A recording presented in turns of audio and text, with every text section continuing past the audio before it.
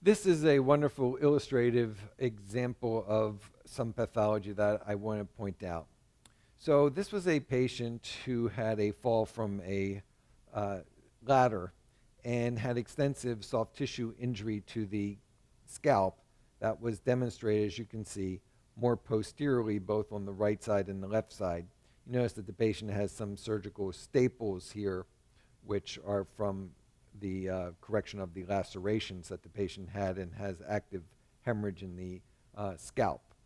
However, as you scroll through here, you notice that there doesn't seem to be all that much with regard to the brain injury, despite the scalp abnormality.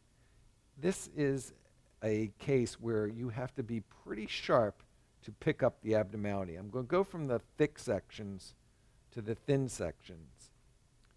And I'm happy to report that I detected the abnormality at the time of the original CT scan. And what one sees is just a small amount of intraventricular hemorrhage. And it seems to be just on the left side. So how is it that a patient who has had significant head trauma is showing just a small amount of intraventricular hemorrhage? Well, this is a Usum pearl. If you see intraventricular hemorrhage and no other area of hemorrhage in the brain to explain it, the reason for the hemorrhage is a shearing injury of the corpus callosum. Now, I can't demonstrate for you that shearing injury of the corpus callosum. You may wonder, is it a little bit low density here in the corpus callosum at the top? I cannot demonstrate it, but I can assure you that on subsequent MRI scans, you will find a shearing injury of the corpus callosum if you have a patient with head trauma that only has intraventricular hemorrhage. Sometimes you'll see intraventricular hemorrhage in association with a parenchymal hemorrhage that perforates into the ventricular system, or sometimes you'll have blood in the ventricles in a patient who has diffuse subarachnoid hemorrhage and it gets resorbed into it. In this case, we don't see any subarachnoid hemorrhage. We don't see a subdural hematoma. We don't see a parenchymal hematoma. All we have is a small amount of intraventricular hemorrhage.